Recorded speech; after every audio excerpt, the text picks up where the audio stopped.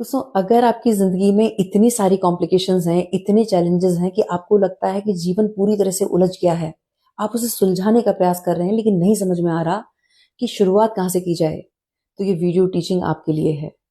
अगर आप रिस्पॉन्सिबिलिटी के साथ जिंदगी जीने के लिए तैयार हैं, सरेंडर करने को तैयार हैं, तो यकीन मानिए ये वीडियो आपकी ही प्रार्थनाओं का जवाब है।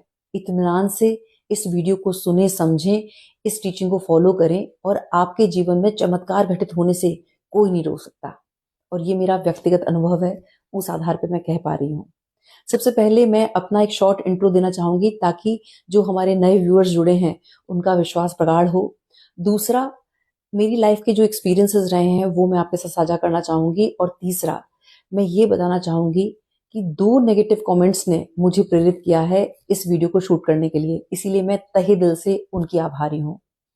सबसे पहले मैं ये बताना चाहूंगी कि 2009-10 तक मैंने अपनी लाइफ को वैसे ही लापरवाही से जिया था जैसे आम जन जीवन में लोग जीते हैं। मतलब लाइफ की कोई रिस्पॉन्सिबिलिटी नहीं लेना, बुरा हो रहा है तो दूसरों पर ब्लेम कर देना, समय परिस्थिति के लिए, बदलाव के लिए दूसरों से उम्मीद करना कि वो बदल जाएं लेकिन खुद बदलने के लिए तैयार नहीं रहना।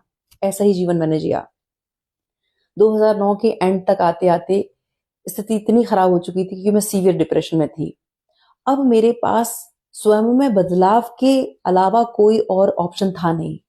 और 2011 तक मैंने इस बात को भली प्रकार से समझ लिया कि अगर जीवन में कोई पॉजिटिव रिजल्ट चाहिए तो शरणागत होना पड़ेगा, ईश्वर के आगे सरेंडर होना पड़ेगा। और मैंने श्रद्धा भाव से भगवान से प्रार्थना की थी कि मेरे जीवन में एक सकारात्मक बदलाव दें, मैं बदलने के लिए तैयार हूं। और इसे कहा जाता है कि जब हरि कृपा होती है तभी ये संभव हो पाता है। तो मैं ईश्वर के लिए बहुत आभारी हूं कि एक सकारात्मक बदलाव मेरे जीवन में आया। उसके बाद 2011 से लेके 2024 तक जो कुछ मुझे अनुभव मिला है, इस चैनल के माध्यम से छोटे छोटे वीडियोस बना के मैं वो इसीलिए शेयर करती हूँ ताकि जो मेरे जीवन में आज आनंद है वो सबके जीवन में हो। और जो संघर्ष के समय मुझे चैलेंजेस फेस करने थे वो मुझे इसी तरह से अच्छे दिव्य आत्माओं को सुनकर, ग्रेट लीडर्स को फॉलो करके जो मेरा पाथ बना वो इसीलिए पॉसिबल हुआ क्योंकि मैंने सुना और उसको इम्प्लीमेंट में लाया। तो मैं चाहती हूँ कि आप लोग ये छोटे छोटे वीडियोस नियमित सुने और उसे फॉलो करें। अब मैं बात कर रही हूँ जो नेगेटिव कमेंट था वो ये था कि अभी 3-4 दिन पहले मैंने एक वीडियो पोस्ट किया था, तो उस पर एक नेगेटिव कमेंट आया और वो बोल रहे थे प्रभु यीशु की टीचिंग थी कि बड़ी ही चालाकी से और शातिर तरीके से ईसाई धर्म का प्रचार किया जा रहा है।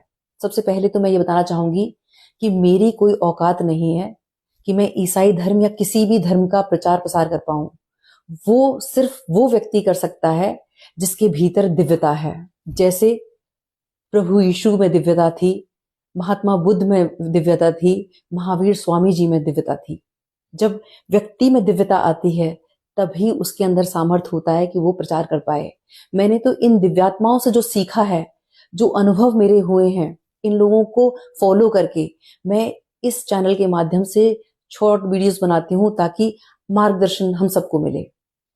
अब यहाँ पर मैं ये बताना चाहूंगी 2011 में इसे मैं सौभाग्य मानती हूँ। सबसे पहले मुझे सिस्टर शिवानी को सुनने का सौभाग्य मिला जिसमें मैंने कर्मा थ्योरी को बहुत डीप तरीके से सीखा, समझा और ये समझा कि कुछ भी अकारण नहीं हो रहा है, इसीलिए हमें अपनी लाइफ की रिस्पॉन्सिबिलिटी लेनी होगी और दोष भावना से हमें अपने आप को दूर रखना होगा। उसके बाद मेरे जीवन में प्रभु यीशु को जब मैंने सुना तो उनके व्यक्तित्व से एक बात समझ में आई। उनका होली बुक बाइबल में एक वचन है जो कहता है कि मुझसे मिले बिना, मुझसे जुड़े बिना कोई भी परम पिता परमेश्वर से नहीं जुड़ सकता, नहीं मिल सकता। यहाँ अगर इसके आध्यात्मिक पहलू को समझें तो जो प्रभु यीशु थे वो सच्चाई, अच्छाई, नेकी का प्रतीक थे। तो यहाँ आध्यात्मिक पहलू से अगर हम इस बात को समझें तो वो ये बताने का प्रयास कर रहे हैं कि जब तक हमारे भीतर प्योरिटी नहीं होगी, कंपैशन नहीं होगा, लव नहीं होगा, अफेक्शन नहीं होगा, तब तक हम उस सुप्रीम कॉन्शियसनेस के साथ नहीं जुड़ सकते। इसलिए हमें अगर परमात्मा की खोज में अगर हम निकले हैं तो पहले हमें अपने भीतर प्योरिटी लानी होगी। ओशो रजनीश जी से ये सीखा कि भगवान मानने की नहीं, जानने का विषय है और वो अनुभव से आता है। महात्मा बुद्ध से ये सीखने को मिला कि जिस चीज को, जिस आनंद को, जिस सच्ची खुशी को हम बाहर खोज रहे हैं, वो हमारे ही भीतर है। और वो तब मिलता है जब हम एकांत से और ध्यान से जुड़ते हैं। और उसके लिए कंसिस्टेंसी इज द की। नियमित रूप से हमें अभ्यास करना होगा। ये नहीं है कि 4 दिन कर लिया और उसके बाद कुछ नहीं हो रहा। नियमित कंसिस्टेंसी के साथ जब हम एकांत और ध्यान से जुड़ते हैं, तब हमारे भीतर वो कॉन्शियसनेस, जिसे हम क्राइस्ट कॉन्शियसनेस या फिर हम कृष्णा कॉन्शियसनेस कहें या फिर हम मौन कहें, महात्मा बुद्ध के शब्दों में, तब हम उससे जुड़ पाते हैं। इसीलिए हमारी उसमें एक नियमित अभ्यास होना और एक डिसिप्लिन होना बहुत जरूरी है। अब अगर मैं बात करूं अपने प्रेमानंद जी महाराज, तो प्रेमानंद जी महाराज से ये सीखने को मिला कि अगर आप ये चाहते हो कि जीवन में चमत्कार घटित हो, तो उसके लिए व्यक्ति, वस्तु, पैसा, रुतबा, हमें उस पर आश्रित नहीं, हमें राधा नाम पर आश्रित होना होगा। एक परम शक्ति, एक परम चेतना, जिस पर हम अपना जीवन आधार बनाते हैं, जिस पर हम आश्रित हैं। जब हम उस दिव्य चेतना पर आश्रित हैं, तब जीवन में चमत्कार घटित होते हैं।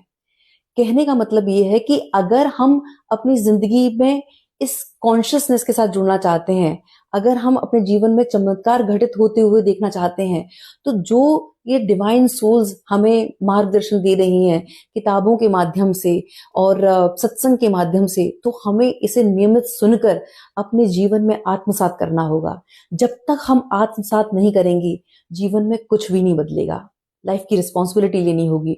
और सबसे अहम, श्रीमद् भगवत गीता की टीचिंग ये कहती है कि सब कुछ तुम मुझे अर्पित कर दो। तो अगर हमें इस मानव जीवन से मुक्ति चाहिए, दुखों से मुक्ति चाहिए, तो हमें श्रीमद् भगवत गीता की टीचिंग को अपने जीवन का आधार बनाना होगा। उस टीचिंग में जो कुछ प्रोसेस के तहत जो सिखाया जा रहा है, समझाया जा रहा है, उसको जब तक हम इम्प्लीमेंट नहीं करेंगे, जीवन में कुछ नहीं बदलेगा। दुखों से मुक्ति हो ही नहीं सकती जब तक हम अपने जीवन का आधार श्रीमद् भगवत गीता को ना बनाएं। और ये एक धर्म विशेष के लिए नहीं है, ये समस्त संसार के लिए है। और रही बात मेरे हेटर्स की, रही बात इस चैनल पे जो नेगेटिव कमेंट्स करते हैं, अगर मैं जय श्री राम का नारा लगाती हूं तो कहते हैं कि ये बीजेपी के दलाल हैं, तो उनके लिए मैं ये कहना चाहूंगी, आप अपना काम करते रहें, मैं अपना काम करती रहूंगी। लेकिन आपके सम्मान में भी मैं ये कहूंगी कि ईश्वर आपको सद्बुद्धि दे। और 2 लाइन्स तो आप भी डिजर्व करते हैं कि मैं 2 लाइन्स आपके लिए कहूं, और वो ये है कि मैं इकरार लिखती हूं और वो इनकार पढ़ते हैं। मैं इकरार लिखती हूं, वो इनकार पढ़ते हैं। वो जैसे खुद हैं वैसा मेरा किरदार पढ़ते हैं। इसलिए आप अपना काम करते रहें, मैं अपना काम कर रही हूं। बहुत बहुत आभार। नमस्कार। जय श्री राम।